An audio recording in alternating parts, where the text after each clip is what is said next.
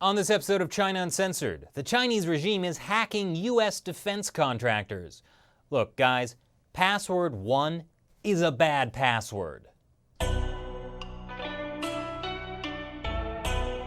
Welcome back to China Uncensored. I'm your host, Chris Chappell.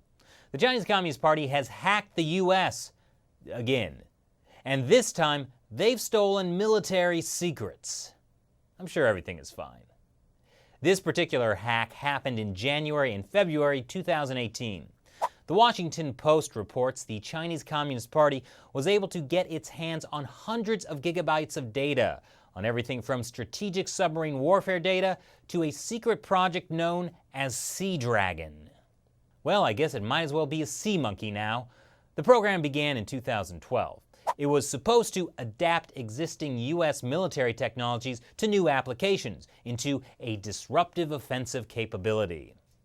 And the Pentagon has spent about $300 million on Sea Dragon since 2015. Good to know. The Chinese hack also stole secret plans to develop a supersonic anti-ship missile for use on U.S. submarines by 2020. It's unclear from the original report in the Washington Post if the supersonic missile is part of the Sea Dragon or something else. Either way, the Chinese regime has it now. I'm sure they'll put it to good use. Now, there's good news and bad news to this.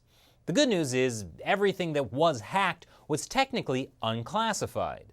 The bad news is that the Chinese authorities got so much interrelated sensitive data that they could still put it together to paint an overall picture of U.S. submarine warfare that could be considered classified.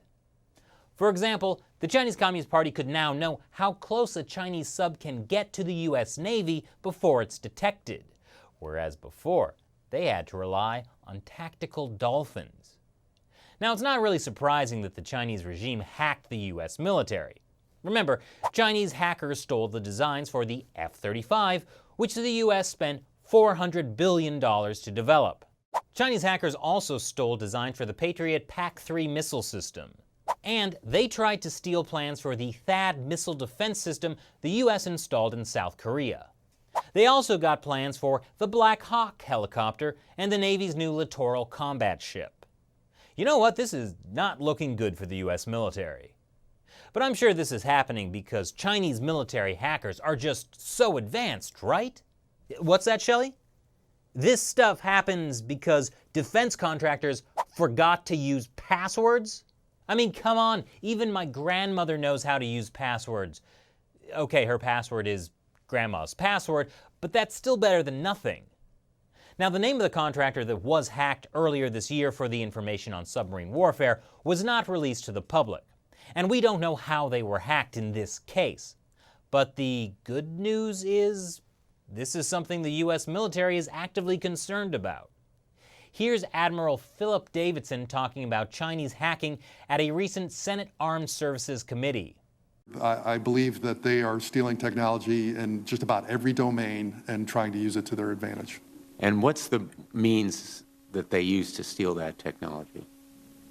One of the main concerns that we have, sir, is cyber and penetration of the .com networks, exploiting technology from our defense contractors in some instances.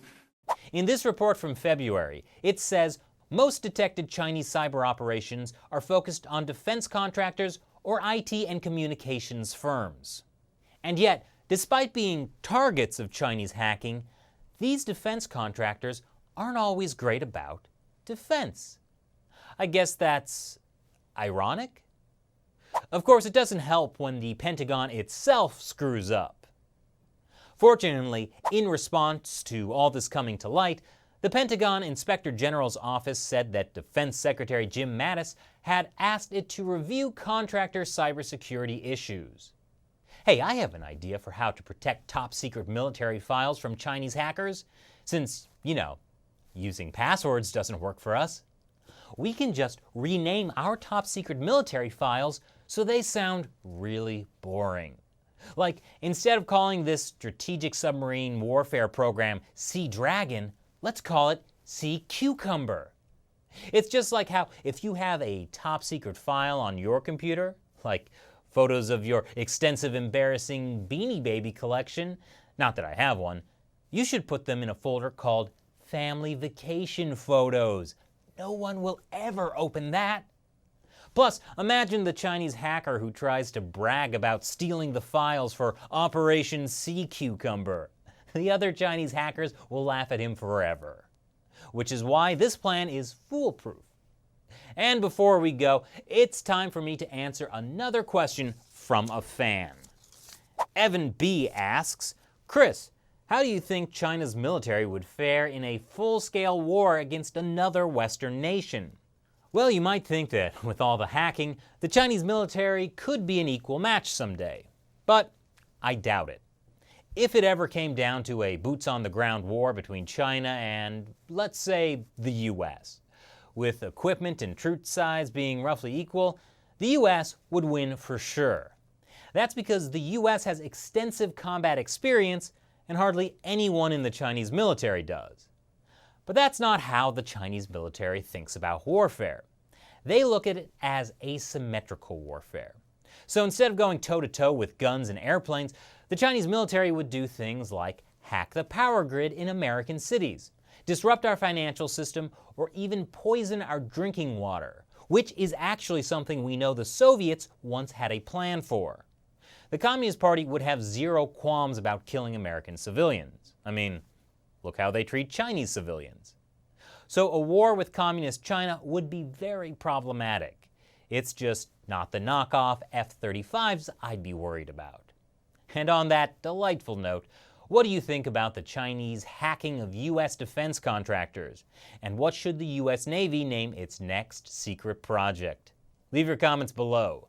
Thanks for watching this episode of China Uncensored. Once again, I'm your host, Chris Chappell. See you next time. China Uncensored is supported mainly by fans of the show, viewers like you. And as a special thank you, we answer questions from our supporters at the end of some of our episodes. So click this orange button to contribute to China Uncensored on the website Patreon. And if you're already a supporter, thank you. Leave your questions for us there on Patreon.